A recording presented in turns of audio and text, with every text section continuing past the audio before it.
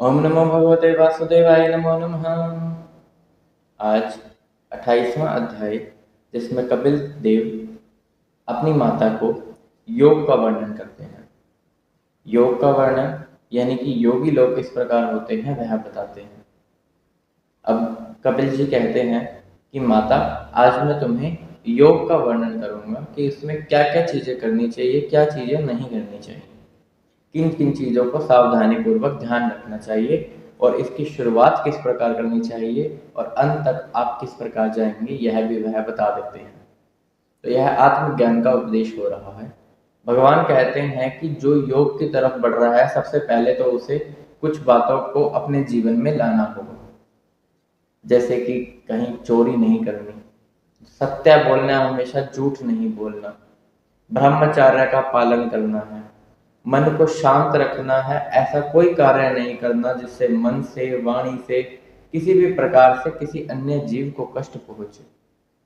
हर किसी को मान सम्मान देना है, एक श्रेष्ठ सर्वथा उसी आसन पर बैठना है और ऐसे बैठना है कि जिसमें कमर हमारी सीधी हो, हमारे जो दिमाग है उसमें भगवान का ही चिंतन चलता रहे। जो अभी इसके अंदर शुरुआती वाले होंगे वह यूं कर सकते हैं कि पहले वो प्राणायाम करे। प्राणायाम जो लोम और विलोम होता है, कमर को सीधी करके, जिसके अंदर सांस को पहले अंदर लेते हैं फिर बाहर छोड़ते हैं, इसको शास्त्रीय लैंग्वेज में पूरक, रेचक और कुंभक के नाम से जाना जाता है। पूरक जिसमें हम श्वास को अंदर लेते हैं उसे कहते हैं। रेचक वो थोड़ा समय जब श्वास अंदर रहती है, और कुंभक उसी श्वास को छोड़ देना। फिर इसी का उल्टा क्रम करते हुए इसको प्राणायाम बोलते हैं। तो प्राणायाम करते हुए अपने चित्त को, मन को एकाग्र करें। जब यह मन एक हो जाए तो कुछ शांत होना शुरू हो जाएगा, बुद्धि शांत होनी शुरू हो जाएगी। उस समय किसी और चीज के बारे में ना सोचें। एक नियम के साथ जब आप 1 महीने तक यह कर्म करते हैं, जब आपकी इसमें गति होने लगती है, तो इसके बाद क्या करना है कि आपको अपनी आंखें खोलनी है और अपनी नासिका के अग्रभाग यानी नाक का जो आगे वाला हिस्सा है उसको देखते हुए भगवान जो हरि हैं, नारायण हैं, उनके स्वरूप को आपको अपने मन में बसाना है। जो छवि आपने देखी है, जिससे आपको प्रेम है, वैसा ही रूप, वैसा ही वर्णन आपके दिमाग में होना चाहिए उनके लिए। जैसे जो छवि है, हम अगर अपनी नासिका के अग्रभाग को देखते हुए उनका ध्यान करते हैं तो हमें क्या दिखता है? हमें दिखता है कि उनका जो शरीर है वह श्यामल है। उनके गले में माला है और कमर में करधनी है, कानन में कुंडल है, अति सुंदर रूप है। जो उनके होठ हैं उस पर लालिमा छाई हुई है। जो उनके केश हैं मानो बादल लग रहे हैं। जो उनका मस्तक है मानो आकाश है। उनके गले में एक वनमाला है और वनमाला से जुड़ा हुआ यहाँ पर एक मंत्र लगा लीजिए। वह इस प्रकार है: आत्मनमस्य जगतो निर्लेप सगुणमलम बिभर्ति कौस्तुभमणि स्वरूपन भगवान हरि। तो इसका मतलब यह है कि जो उनके गले में कौस्तुभमणि है उसमें वह निर्गुण, सगुण, इस प्रकार के जो योगी लोग हैं उनको बसाए हुए हैं। फिर बाकी जो उनका शरीर है उसके अंदर के उनके चेहरे पर, उनके शरीर पर पीतांबर फहरा रहा है, मोतियों की माला है, हाथ में कंगन है, पैरों में पाजेब है, कमर में करधनी है। जहां उनका वक्ष स्थल है उसका चिंतन करें, जहां उनका नाभि सरोवर है उसका चिंतन करें। यह जानने के नाभि सरोवर से ब्रह्मा जी की उत्पत्ति हुई है और जो उनका वक्ष स्थल है वहां पर साक्षात लक्ष्मी जी का निवास है। उन लक्ष्मी जी का निवास है। जब आप चिंतन करते हैं भगवान के श्री चरणों का, उनके घुटनों का, उनकी पिंडलियों का, जब वह लक्ष्मी माता, जो कि ब्रह्मा जी की भी माता है, अपनी जांघों पर रखती है, उनके चरणों को और उनकी सेवा करती है, इस स्वरूप का चिंतन करें। उनकी जो 4 भुजाएं हैं, शंख, चक्र, गदा और कमल, ये हाथ में लिए हुए, इस स्वरूप को अपने मन में बसाएं। जब आप इस स्वरूप को अपने चित्त में धारण करेंगे, उनका चिंतन करेंगे, तो आपका चित्त अपने आप ही शांत हो जाएगा। यह इतना शांत हो जाएगा कि इसे फिर बाकी किसी चीज से फर्क नहीं पड़ेगा। एक योगी को यही रखना चाहिए कि वह ब्रह्मचर्य का पालन करे, ऐसी चीजों से दूर रहे जो विषय वासनाएं, जो भोग हैं, जिनको देखकर मन ललचाता है। अपनी बुद्धि के द्वारा अपने ही मन को जीता जा सकता है। यदि वह यह सब करने में सक्षम हो गया, जीत गया, तब उसका चित्त निरंतर श्री हरि में लग जाएगा। फिर मानो ऐसे होगा कि कोई मदिरा पीकर, शराब पीकर जैसे धुत हो जाता है, फिर उसे नहीं पता लगता कि उसके कपड़े कहाँ हैं और वो कहाँ है। ऐसे ही लगा लो, वो है भगवान की मस्ती में मस्त हो जाएगा। फिर उसे ना पता लगेगा कि मैं कहाँ गया था और कहाँ से आया हूँ, कहाँ बैठा था और कहाँ उठा हूँ। जैसे जब सोना तैयार होता है, तो जब वो अग्नि और वायु दोनों से मिलता है, तब उसका जो मल होता है वह नष्ट हो जाता है। ऐसे ही इस विधि के द्वारा, जिसमें सर्वप्रथम प्राणायाम किया जाता है, फिर नासिका के अग्रभाग को देखते हुए भगवान के स्वरूप का चिंतन किया जाता है, तो यह सब करने के बाद एक विधि के द्वारा अपना चित्त, अपना मन पूर्णतः शांत हो जाता है। फिर उसके सिवा उस मनुष्य को और कुछ नहीं सोचता।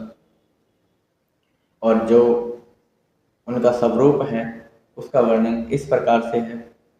तेरे रूप के भूप सलोने,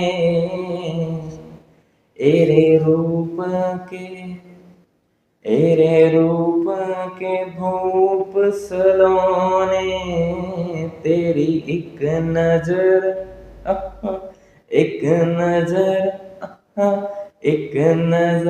हजारों टोने। एक नजर और हजारों टोने, मतलब हम उन पे एक नजर डाल रहे हैं, हम उनके स्वरूप का चिंतन कर रहे हैं, लेकिन जब उनकी एक नजर पड़ गई तो एक नजर हजारों टोने। मैं आई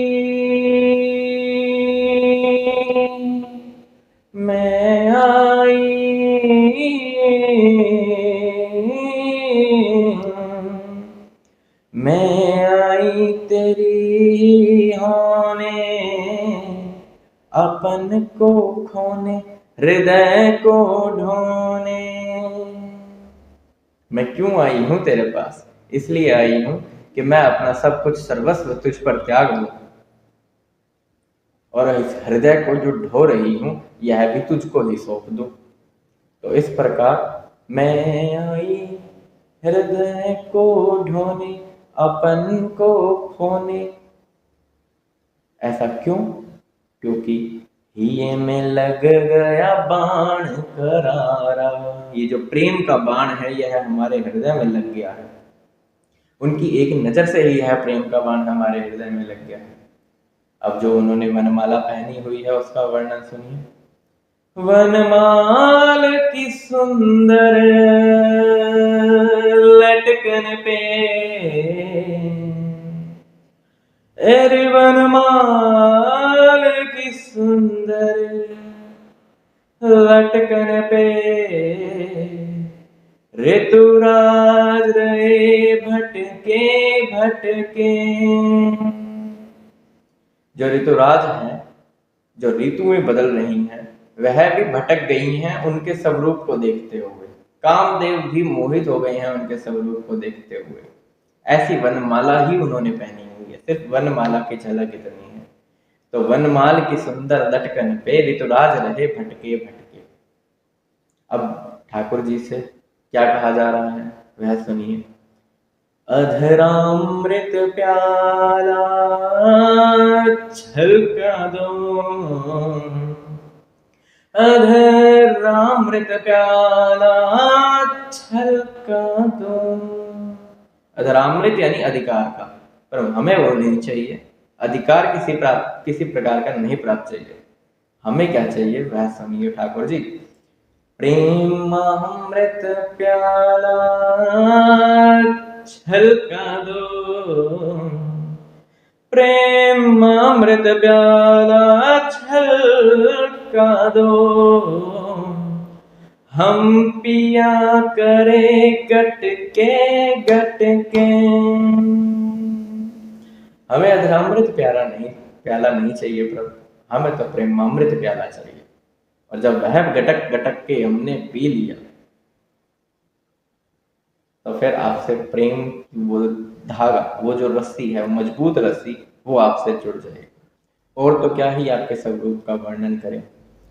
जो आपने मंदराचल पर्वत अपनी पीठ पर धारण किया था वह भी आज तक स्थिर है। आपके एक एक अंग का चिंतन करके अपने एक एक अंग को, अपने मन को आप में ही समाहित करना, यही लक्ष्य है जीवन का। इसमें शरीर और आत्मा को अलग दिखाने के लिए बहुत ही सुंदर एग्जाम्पल दिया हुआ है एक, जिसमें वह बताते हैं कि जैसे अग्नि होती है, अग्नि अलग अलग चीज में अलग अलग सी प्रतीत होती है। जैसे यदि आप भगवान की पूजा आरती कर रहे हैं तो उसमें जो अग्नि है वह अलग है। जो सर्दियों में आग सेकने के लिए आप बाहर आग लगा रहे हैं वह अग्नि अलग है। जो चूल्हे आदि में प्रयोग हो रही है वह अग्नि अलग है। मतलब ये अलग अलग प्रतीत हो रही है तो आग एक ही। जो शमशान में चिता में आग लगती है वह अग्नि अलग है, ये आपस में मिक्स नहीं की जा सकती। जो चीज जिसके लिए जहां अग्नि लगाई जा रही है वह उसी के लिए है। यदि पूजा के लिए है तो वह मंदिर में है, शमशान के लिए है तो वह लकड़ियों में है। तो इस प्रकार यह जो शरीर है, यह शरीर भी गुण और रूप की वजह से अलग अलग है, लेकिन इसमें जो आत्मा है वह एक ही है। जब गुण और रूप का भेद हम समझ जाते हैं तब हम यह भी समझ जाते हैं कि जो बाकी के जीव हैं उनमें भी यही आत्मा है जो हम में है। वही आत्मा सिर्फ शरीर बदलती है और यह शरीर से आत्मा अलग होकर ब्रह्म पद को तब मिलन होता है जब यह चित्त स्थिर होता है और भगवान में लग जाता है और विषय वासनाओं से दूर हो जाता है।